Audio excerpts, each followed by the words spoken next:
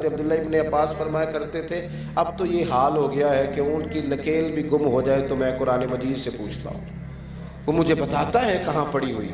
اپنے آپ کو دوبارہ سے موڑیں، قرآن پاک کے ساتھ اپنی دلچسپی پیدا کریں، اپنا شعور اس طرح کا بنائیں کہ ہم قرآن مجید سے جڑے ہوئے لوگ ہیں۔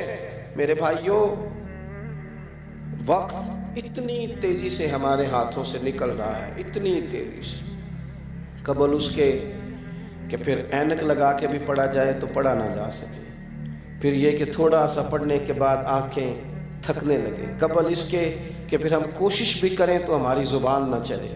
ہمیں تھوڑا سا شوق بنانا چاہیے قرآن پاک کا، ہمارے گھروں میں رواج ہو۔ اور آپ یقین کریں،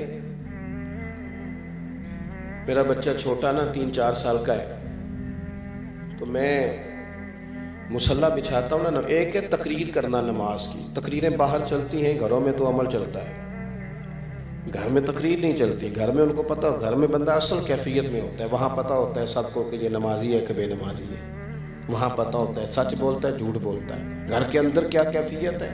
ہمارے بچے کیوں کر نیک ہوں گے؟ ہماری تقریروں سے ہوں گے۔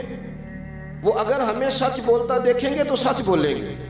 اگر ہمیں دیکھو، کبھی کسی باپ نے مجبوری سے کہا تھا اپنے پتر کو کہ بیٹا باہر کہہ دو کہ میں گھر میں نہیں، ہو سکتا ہے کوئی بڑی مجبوری ہو، لیکن اگر ایک دفعہ آپ نے جھوٹ بولنے کا اسے کہہ دیا نا، ایک دفعہ، تو پھر ساری زندگی روئیں گے کہ بیٹا میرے ساتھ تو سچ بولا کر، اور تیری مہربانی مجھے سچ بتایا کر، لیکن پھر وہ قابو نہیں آئے۔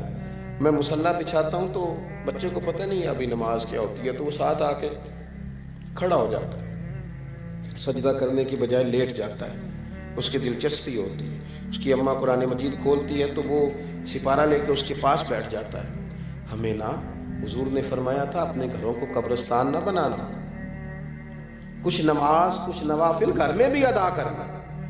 ہم اگر یہ شور تو بڑا ہے کہ بچے موبائل دیکھتے ہیں، بچے موبائل دیکھتے ہیں، مجھے کہہ لینے دو بڑے بھی بڑا ہی دیکھتے ہیں، بڑا ہی دیکھتے ہیں۔ اگر بیٹے کی گردن جھکی ہوئی ہے موبائل پہ تو والد صاحب کی بھی جھکی ہوئی ہے، وہ بھی کہہ رہے ہیں ذرا مجھے کھول کے دینا، فلاں نے کیا بھیجا تھا۔ خدا را کچھ سمجھے چیزوں کو۔ اگر آج ہم اپنے گھر کے اندر قرآن مجید خود تلاوت کریں گے تو پھر بچوں میں شوق آئے گا، پھر ان کی توجہ آئے گی۔ باتیں زیادہ نہیں کرنی، بس سمیٹنے کی طرف آتا ہوں۔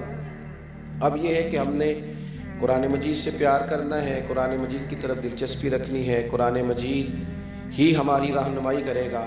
اب قرآن مجید کے فروغ میں بھی اپنا کردار ادا کرنا ہے۔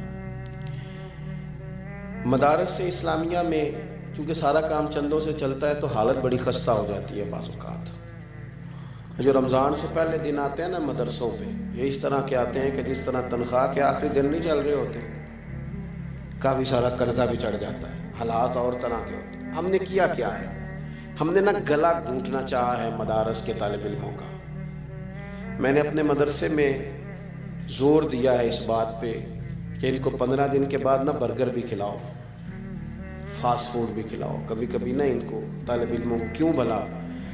اب سارے لوگوں کے بچے کھاتے ہیں نا، تو ان کا گلا گھونٹنے کا کیا مقصد ہے جی؟ آپ نہیں کھائیں۔ میں ایک دن نکل رہا تھا کسی پروگرام کے لیے تو ایک صاحب آ گئے، کہنے لگے ہمارا فلاں جگہ پہ میرج حال ہے، تو ہم نے جناب بارات کا کھانا پکایا تھا، تو وہ کافی سارا کھانا بچ گیا ہے، تو ملازموں کو بھی کھلایا ہے تو پھر بھی بچ گیا ہے، تو وہاں پڑی ہیں ابھی 2 دیگیں، تو کسی کو بھیجیں کہ جا کے لے آئے۔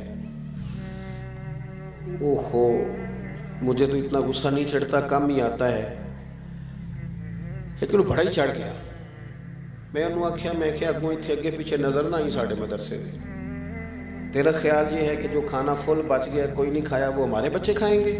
میں کیا تو انج دی روٹی تکی نہیں جنج دی مولویاں کئی باری کھا لی، کیا سانو تخت ہزارے دی لوڑ کیے؟ نالے کی لگے شہر بمبول دے نال اسی اپنی بال کے سیکنے ہاں، سانو کی لگے کسی اور دے نال؟ خودداری اور عزت نفس گردن کو جھکا دیتا ہے خیرات کا پتھر، جہاں میں مانگنے والوں کے سر کبھی اونچے نہیں ہوتے۔ آپ کس طرح کی بات کر رہے ہیں کہ یہ جو طلباء ہیں ان کو آپ وہ والا؟ میرے عزیزو، جب آپ نے انہیں یہ اعزاز دیا ہے کہ یہ دین کے طلباء ہیں، تو پھر ان کے ساتھ اس طرح کا سلوک کیوں اعلان کرنا پڑے، کیوں کہنا پڑے، کیوں بار بار اس بات کا اظہار کرنا پڑے کہ مدارس کے ساتھ تعاون کرو؟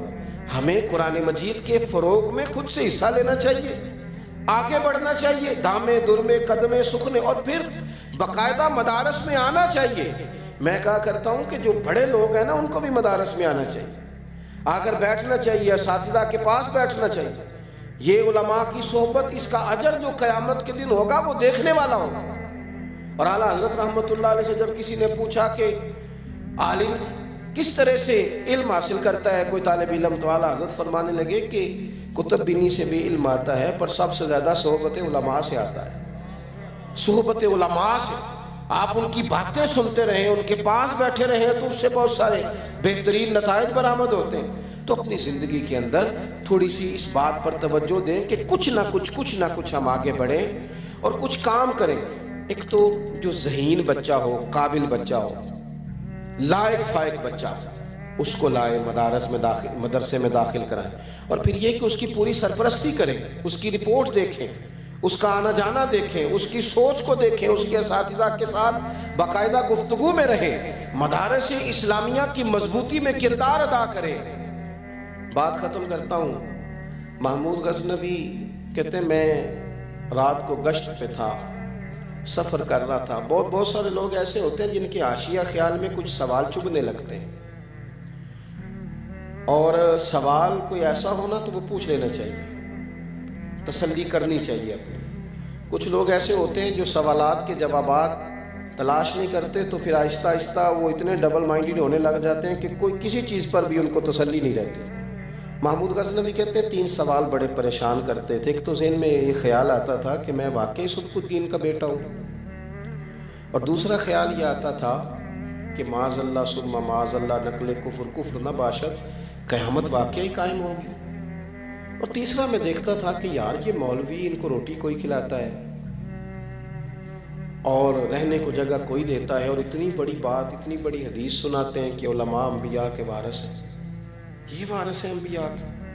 ظاہری حالات کے مطابق کہتے ہیں 3 باتیں بڑی کھٹکتی تھی طبیعت میں، پریشان کرتی۔ ایک دن میں گشت پہ تھا، رات کا ٹائم تھا، ایک طالب علم کو میں نے دیکھا وہ کہیں بیٹھ کر سبق یاد کر رہا ہے۔ ایک ہندو بنیے کی دکان تھی کھتری کی، اس کے اندر لالٹین جل رہی تھی، ایک اینٹ نکلی ہوئی تھی، چھوٹا سا روشن دان تھا، تو وہاں سے روشنی چھن چھن کے آتی۔ طالب علم کے پاس کتاب تھی، وہ سامنے کرتا روشنی کے عبارت دیکھتا، پھر وہ جا کے یاد کرتا۔ کہتے میں دور سے اسے دیکھتا آ رہا تھا، پھر میں رک گیا۔ ویسے میں نے دیکھا ہے پڑھتے بھی زیادہ غریب لوگوں کے بچے، غریب لوگوں کے بچے، ان کے پاس ذرا وسائل، جو ادھار کتاب لے کے پڑھتے ہیں وہ سبق جلدی یاد کرتے ہیں، جن کو آسانی زیادہ ہو جاتی ہے ان کے لیے کئی دفعہ مشکلات بڑھ جاتی ہیں، ذہن ہی نہیں جمتا۔ محمود کہتے ہیں وہ عبارت دیکھتا پھر یاد کرتا، مجھے اس کا شوق علم بھا گیا۔ میں قریب گیا، میں نے جا کے کہا کہ بیٹا تم لالٹین خرید کیوں نہیں لیتے؟ تو کہتے اس نے چمکتی آنکھوں سے میری طرف دیکھا، کہنے لگا میں اتنی وسعت نہیں رکھتا، گنجائش نہیں ہے۔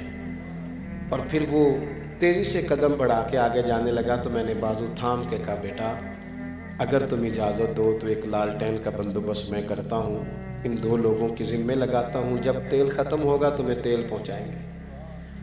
کہتے ہیں اس نے حامی بھی بھری اور بہت زیادہ نہیں، ہلکے لفظوں میں جزاک اللہ کہا۔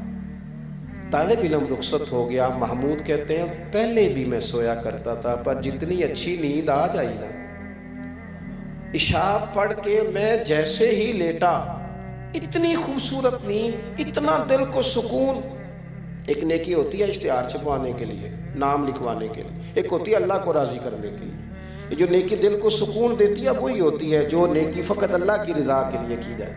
کہتے ہیں میں لیٹ گیا، مجھے کیا خبر تھی کہ میرے آج نصیب کھل جائیں گے۔ چر ہویا مینوں ترلے لیندیاں، کدی موڑ میرے ولواگاں، خواب میری وچ ایک وار جے آویں، میں ساری عمر نہ جاگاں۔ کہتے ہیں میں نے عجیب منظر دیکھا کہ پورا میرا کمرہ روشن، خوشبوئیں پھیلنے لگی، نظر اٹھی تو سامنے بدوحا کا چہرہ موجود ہے۔ کہتے ہیں محبوب کریم علیہ السلام نے نا، سنیں اللہ جزا دے ذرا سنیے، فرماتے ہیں کہ نبی کریم علیہ السلام نے نا زیادہ حضور افصح العرب، تھوڑے جملوں میں بڑی بڑی باتیں فرما دیتے ہیں. کہتے ہیں محبوب نے ایک جملہ کہا اور میرے تینوں سوالوں کے جواب دیے. محبوب فرمانے لگے او سبکتگین کے بیٹے، آج تو نے میرے ایک وارث کی خدمت کی ہے، میں قیامت میں تیری سفارش کروں.